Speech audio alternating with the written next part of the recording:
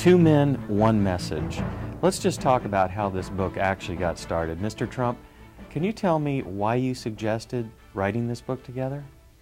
Well, I've been a big fan of Robert's and of Rich Dad for so long. I've seen it, I've read it, everybody I know has read it, and he's just a very special man who I wanted to do something with. And we were making a speech together, and I listened to a speech, I liked it. He listened to my speech, I assume he liked it. You'd have to ask him, but I assume he liked it. And one day after one of our speeches in front of a tremendous crowd of people, 61,500 people, he came up to me and he said, we ought to do something together. And I've had lots of #1 bestsellers, and he's had lots of #1 bestsellers, and we're just putting it all together. Mr. Kiyosaki, how did you feel when Mr. Trump asked you to write this book with him? Well, he's right. When I listen to his talk, he always talks about think big. Mm-hmm. And when we said, let's write a book together, I had to think big. And that's what I had. It was beyond reality at that moment. So I would thank him for, sharing his celebrity with me. Beyond reality television. Yeah. So what has your experience been working together on this book? Well, I just love this man, and his wife, Kim, is amazing, and she's done her own book and books, and they're also really good. In fact, I read it and endorsed it, so I wouldn't endorse it unless I felt the same way. And it's just become a very special relationship, and it's a very easy relationship. It's not like, oh, gee, it's difficult, or it's just a very easy relationship. We think the same way. We have the same ideas, and we love education, and we want to educate people and help people. I think more than anything else, Robert wants to help people, and so do I. Well, let me ask you, both of you can retire. Tell me, why do you keep on working? So would we quit? No. We love teaching? Absolutely. Is making money fun? It's the best. And I think that's our message, is that we'd rather have you be rich than poor right now. Well, we're concerned about the middle class shrinking. So is Alan Greenspan. He says the shrinking middle class threatens, capitalism and the stability of the world itself. So that's our thing, is if you have a choice between being rich or poor, you've got to be rich, right? Well, and to put it somewhat differently, we are going to teach people how to make money and how to, whether you say get out of the middle class or get up to the upper class or the upper middle class in terms of money. I mean, we're going to teach people how to make money, which is what I do, and I really like doing it. I mean, I make a lot of money, but I also love teaching. I went to the Wharton School of Finance. I was a good student, and I always believed in education.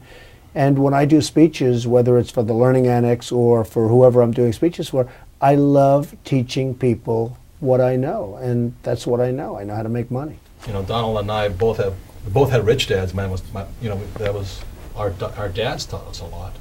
But also is that he wanted to do an educational program, and I think the success of The Apprentice is primarily, as I watch it, because I learn something every time I watch these guys screw up, and he goes, I go, wow, I can learn that myself. Well, So The Apprentice has been so much fun. And, yeah. I think, as Robert says, The Apprentice is successful because basically it's education. Yeah. And the people on The Apprentice, the Harvard, Yale, Wharton, Princeton, we have the smartest people, and they sometimes are very smart, and they sometimes don't look so smart. They're all smart, but they don't look so smart. So The Apprentice became the #1 show on television, and it did really to the surprise of everybody, because they said, #1, a business show can never make it in prime time, and never has in the history of television made it in prime time. And The Apprentice became the #1 show on television. So it really has been a lot of fun, but it's all about education, and it's really what Robert and I are doing right now. That's what we're doing again. Yes. So, Mr. Trump, what gives you the winning edge? Well, I love what I do. I do it well. You have to be born with a certain innate intelligence. I mean, Robert would not say that you could take somebody that's not a particularly smart person and make him into a multi-billionaire immediately. It's just not going to work that way. I mean, you have to be born with something. But a lot of people are born with that something. On the assumption that you have what it takes. You have to love what you do, never give up, never ever quit, and lots of little things that we're going to be teaching in the book. You're both from very different backgrounds. Mr. Trump, you're from the financial capital of the world, New York. Mr. Kiyosaki, you're from the laid-back, hang in there, He's not so laid back. Okay? No, he's not, but Trust he was me. from a place that was laid back. And so how did you guys come together from such different backgrounds? You came from not so much money, you came from some money, and yet you're together. I can answer that question. I think the blessing in my life was that in 1965 I left a sleepy little sugar plantation town and went to school in New York. And that was the hardest 2 years of my life, because as you said, I was so lazy, so laid back. And New York, they spit you out, right? I mean, that is not a place that you want to be lazy in. But after the second year, I started to love New York City, and that's why I think, you know, we see eye to eye on many things today, is because New York really changed me. I could never go back to Hawaii again. You know, it was New York is the most special place on earth. I think that's the answer. It is a financial capital of the world. Well, New York City has a great energy, and a lot of people are energized by coming to New York. They get off a plane and they're not so great, and all of a sudden they become these energetic people. That's so true. And it does have an amazing influence on people, as it did with Robert. Yeah. Now, Robert's coming to New York, and I'm going to Hawaii because I'm going to build a big building in Honolulu. But New York is a great place. Mr. Trump, are you afraid of failing? I'm not afraid of failing. You know, life, you look and you turn on the newscasts every night and you see thousands of people killed in earthquakes and tsunamis and hurricanes and all of the problems and wars that we shouldn't even be in, and lots of different things. And when you see all of the problems in the world, what is there to be afraid of? It doesn't matter. You know, to a certain extent, it all doesn't matter. And I tell people that because it takes pressure off. If it matters too much, they're going to be like basket cases. It really doesn't matter. You want to enjoy what you do. You want to do a great job for yourself and your family. But ultimately, in the scope of things, what really matters? And that does take a certain amount of pressure off. And I'm not sure that Robert agrees with my statement, but I see people, they're so intent on doing something, and it's so scary, and they can't even function properly because it's so important to them. And sometimes you say to yourself, it doesn't matter if it works, if it doesn't work. And that takes that real big, high level of pressure off, and you can perform better. My answer to that is, I think what we have in common also is we both went to military schools. And military school is about discipline, about being bigger, about following orders, about leading. But what else we have in common is that we both failed. And you know, he lost nearly $1 billion. I lost a lot of money. A lot of money. But it was paper. And I lost only only lost $1 million. And I think what makes us better is when you wrote your book, The Art of the Deal, I was so impressed. But when you wrote The Art of the Comeback, and what it meant to come back from being down so far. And most people are terrified of losing $100, and here you're down $1 billion. Billions. And you come back. And I think that's what we have in common, is once you've faced that much what everybody's afraid of, you're not as afraid anymore. I think that's really the difference. And for me personally, it was the best education I could have gotten, was to find out where I made all my mistakes and rebuild my company. You wouldn't want to do it again, but it was a No. great education. But when I read Art of the Comeback, I said, this is a big man. That's when my respect for him grew, because Art of the Deal, you know, he's telling about his successes. But when he wrote Art of the Comeback, that's when you grew in my eyes, is because most people will not admit their mistakes. Isn't that true? Well, and also things happen. I mean, the markets change. We had a real estate catastrophe in the early 90s, and a lot of very smart people that did a very good job got wiped out. And, you know, I was a very hard fighter. Many of my friends went bankrupt. I never did, but they went bankrupt and out of business. And literally, some of them I've never heard from again. I've tried contacting them. They don't even want to contact, because the fact is they feel horrible, and that was many years ago. But I fought very hard, never went bankrupt, made deals with banks, made all sorts of things. And in a certain way, I had a great time doing it, as crazy as it sounds. But you learn a lot about yourself through adversity. When you go through great adversity, you learn as to, you know, what the world is all about. Can you handle pressure?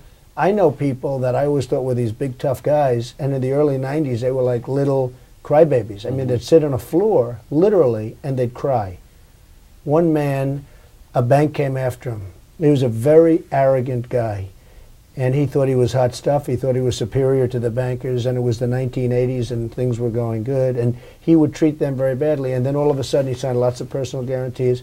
And when 1990 came along, and he was in default on many loans, and he had personal guarantees, and they wanted to take his house, his wife, his dog, they wanted to take everything.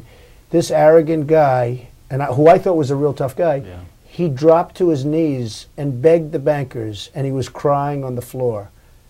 And I said, that's pathetic. You Okay. just broke. Huh? No, it's just, it was really sort of, to me it wasn't sad because I knew the guy and he was a bad guy and he was a very arrogant guy. But ultimately he didn't have guts. And you learn about yourself in times of adversity. You learn if you're strong. You learn if you have courage. You learn if you can take pressure that you can never really know in good times. Mm-hmm. And I think what I learned was character. You know, I found out my character flaws and what I had to rebuild. But like I said, the word was comeback. And I think we've both seen friends who have taken the hit, but they don't come back again. Most cases. Yeah, they in don't most come cases, back they again. don't come back. You know, it's rare that they do come back. Right. It's a special quality that allows people to come back. Well, a big part of the book is what causes us to win, why do we fight back?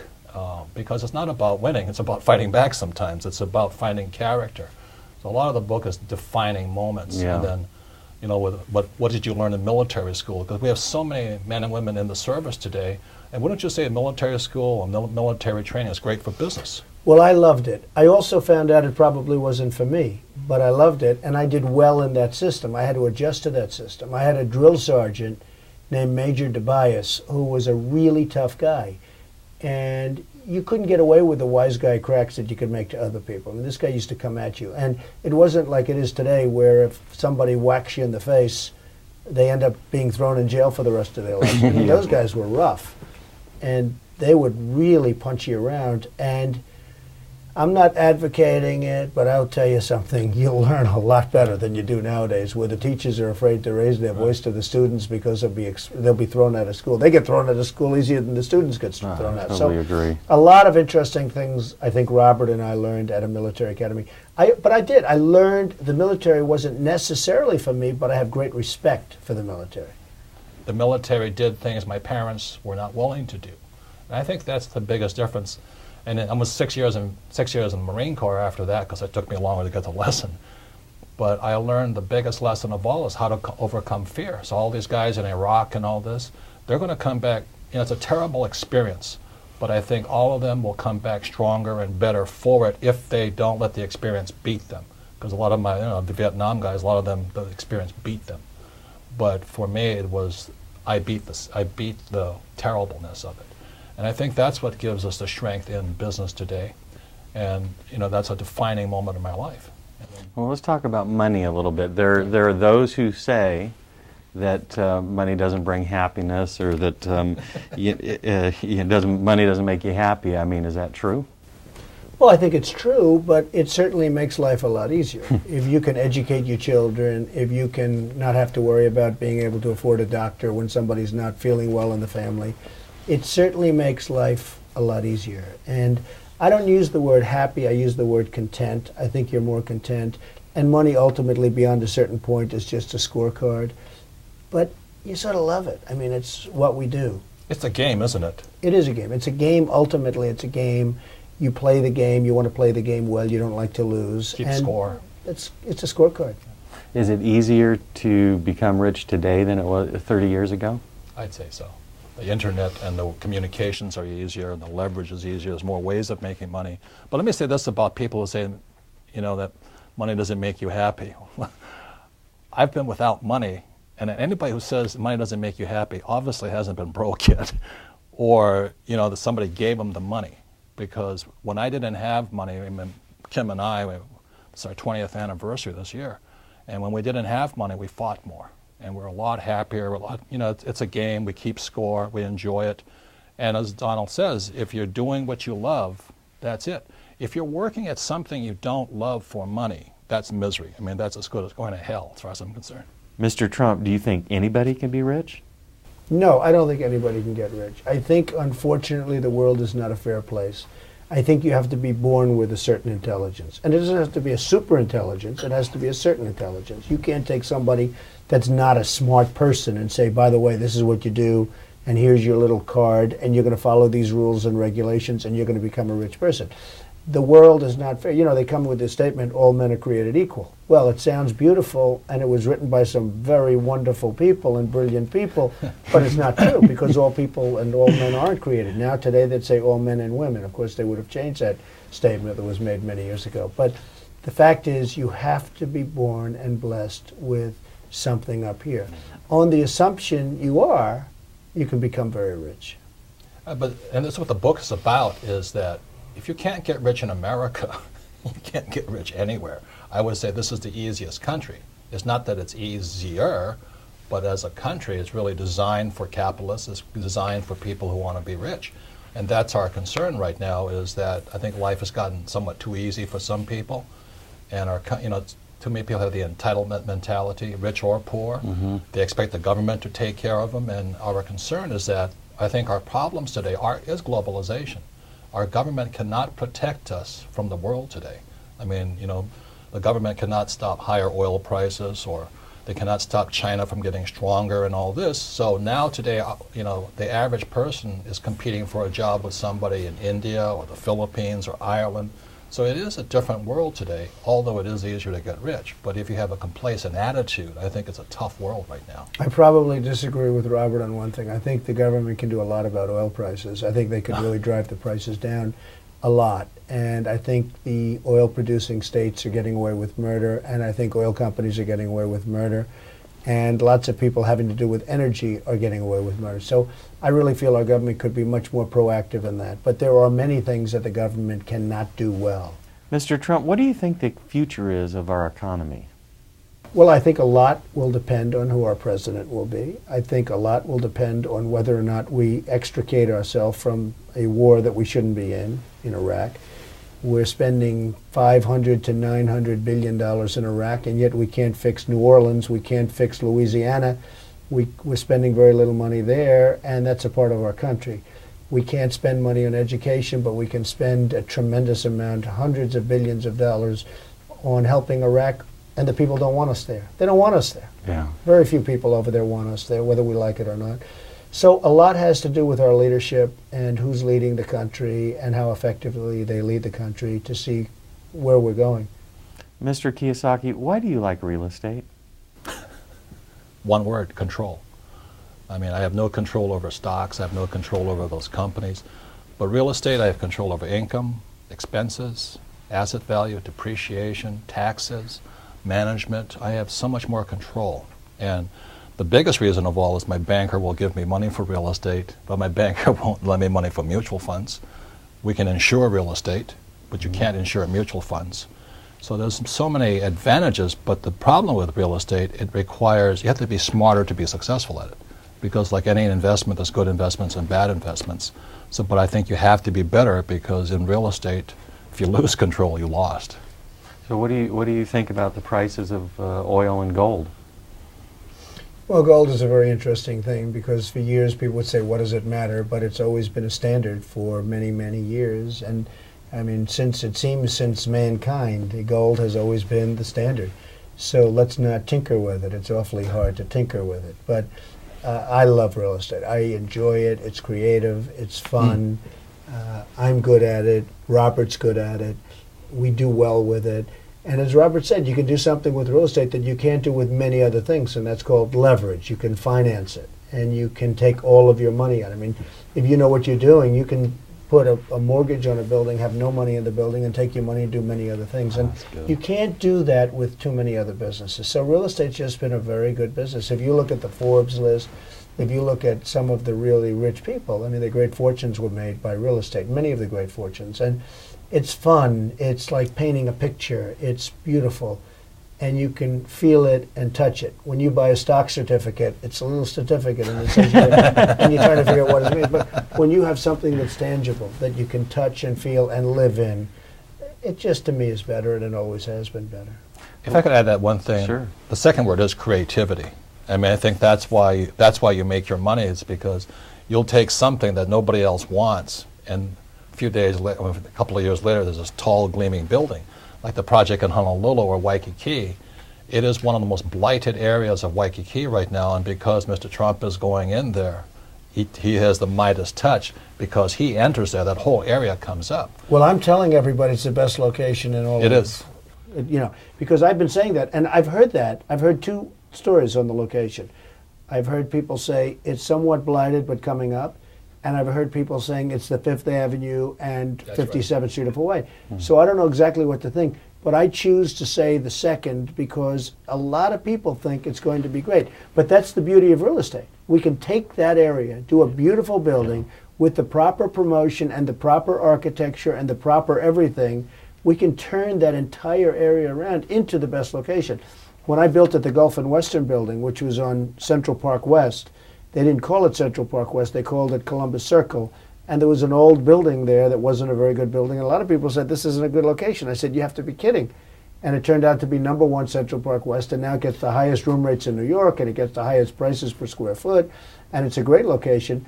I think the same thing will happen in Hawaii, but you have to know what you're doing.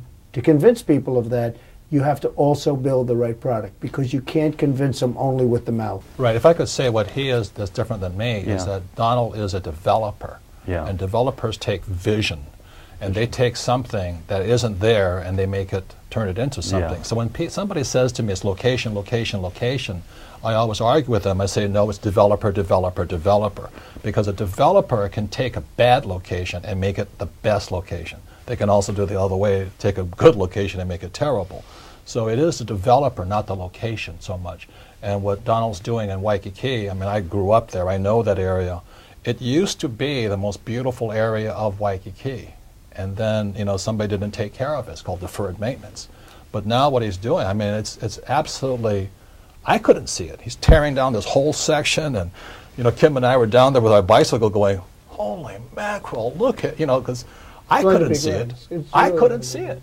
I lived there. I couldn't see it. I said, this place is terrible. And now it's going, you know, and how he takes a building and makes it more beautiful by tearing parts of it down and sculpting it and all of this and widening the streets and you know, all the things that make it today, not tomorrow. He develops the area, yeah. Well, Robert said something that's very interesting, because so often, and you just hear it ad nauseum, it's terrible.